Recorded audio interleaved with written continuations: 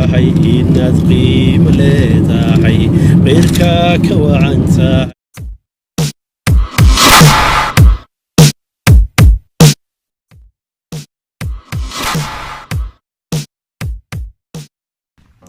sida qaalibka ah waxaynu nahay ummad islaam ah oo raacda kuna dhaqanta hadalkii ilaahay iyo sunnihii rasuulka sala allahu calayhi wasalam.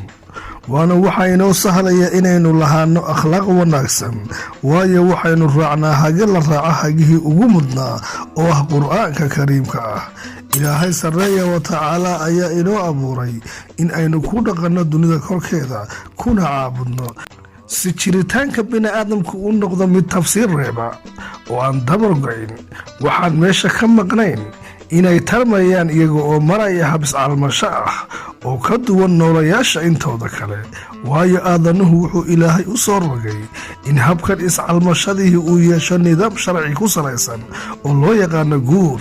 guurka kadib waxaa samaysma unug bulsheedka ugu yar oo ah qoys. hase yeeshee guurku waa heshiis ka dhexeeya wiil iyo gabadh oo ku salaysan karaali ahaanshahooda ugu badan ee u dhexeeya labadooda, tiyo ayna jirin awood u sheegasho mid lagu dulmiyi karo.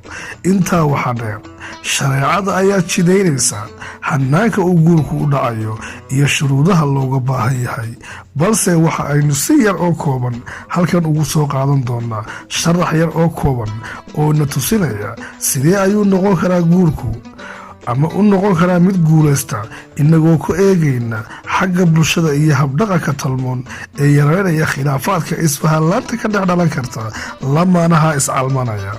hase ahaatee waddankeenna waxaad moodaa inaanu lahayn xarumo si gaar ah loo leeyahay oo loogu talagalay in ay bixiyaan talooyin lamaanaha ah marriage counseling centers si loo helo isfahanka ugu badan ee dad isfahmi karaan.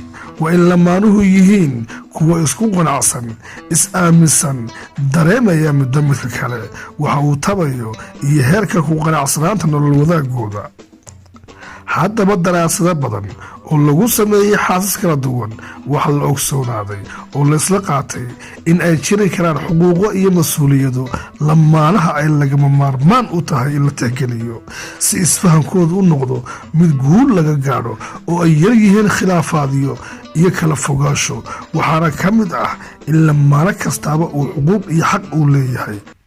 haddaba wiilka iyo gabadhu waxa ay xaq u leeyihiin in midba midka kale ka haysta filasho wanaagsan si is-aaminka ugu badan loo abuuro. haddii uu midba midka kale ka haysta filasho khaldan waxa ay keenaysaa in uu daciifo xidhiirhkoodu.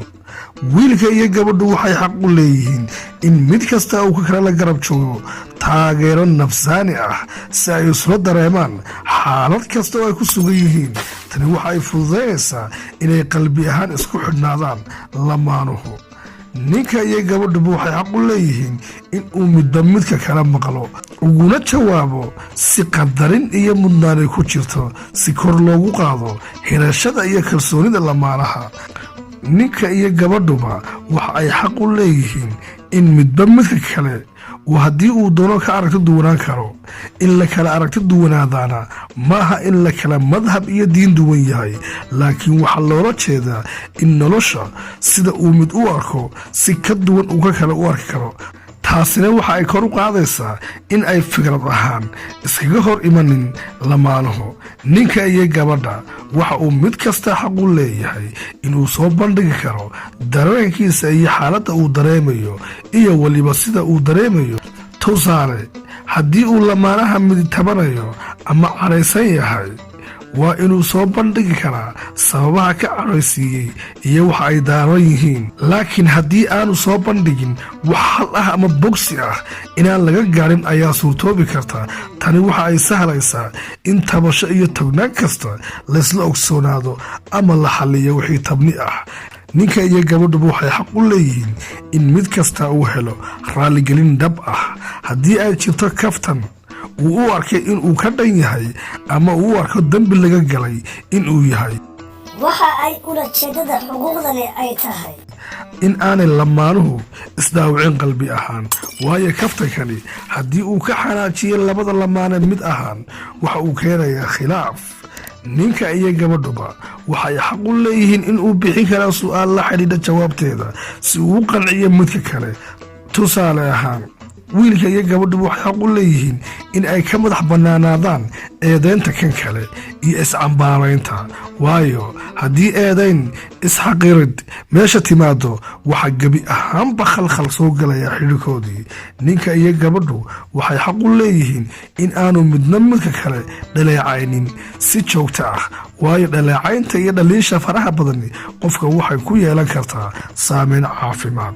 ninka iyo gabadhuba waxay xaq u leeyihiin in uu mid kastaaba shaqaysan karo, raacina karo dana ganacsi oo isaga u gaar ah, dantiisana loogala hadli karo si xishmad iyo karaama ku jirto. ninka iyo gabadhuba waxay xaq u leeyihiin in uu midba midka kale ka helo dhiirigelin togan. taasi waxa ay keenaysaa in xiriirkoodu fiicnaado, kalsoonidooduna ay sii korodho. wiilka iyo gabadhu waxay xaq u leeyihiin in ay ka madax bannaanaadaan handadaad kaga timaada ka kale oo u geysan karta dhaawac jireed, dareen ahaaneed iyo mid maskaxeedba. tani waxa ay sheegaysaa in ay yaraato khilaafka iyo nacaybka ka dhalan kara lamaanuhu haddii ay iskula kacaan ficilo aargoosi ah in ay saameyn taban ku yeelan karto gebi ahaanba noloshooda. ninka iyo gabadhu waxay xaq u leeyihiin inaanu midna midka kale ugu yeedhin magac qiima rid u keenaya.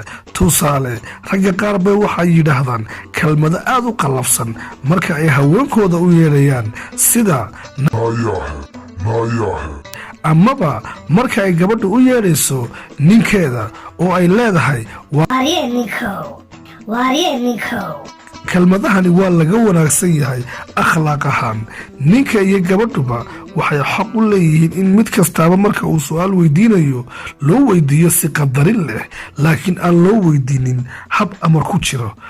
ugu dambayntii, muhiimadda ku duugan in lamaanuhu si xasilooni ah u wada noolaadaan waxa weeye sidii loo heli lahaa jiral cusub oo wax ku soo kordhin kara koonka. intaa waxa dheer, haddii xuquuqahaasi aynu kor ku soo sheegnay la tixgeliyo lana raaco siday diinteennu jidaysay, qoysku wuxuu noqonayaa mid guulaysta. haddaba kiliibka aan kaga tegayaa waa kiliibkan daawadayaal ee bal hadda daawada.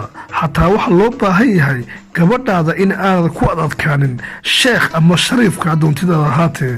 bal haddaba aynu eegno wadaadkan u heesayee wadaaddiisa iyadoo aanu kibir iyo isla weyni midna ku jirin. waana sida loo baahan yahay in aad daawade aad mar kasta ula dhaqanta gabadhaada ama ninkaaga, waayo haddii aynu hagaajinno qoyska waxaa inoo hagaagaya dhammaan mujtamaca. wax kastaana wuxuu ka bilaabmaa qof, laba, ilaa uu noqdo qaran. waxaan leeyahay daawadayaal, bal aan ku soo gabagabeeya fiidiyowgan ee daawasho wacan. inaad qiimo leedahay qayrkaa ka wacan tahay, inaad qiimo leedahay qayrkaa ka wacan tahay. qalbigaygu sheegyo wankula khushuuce, qalbigaygu sheegyo wankula khushuuce. yartuu qiimo badana wasolkeedu shidana, yartuu qiimo badana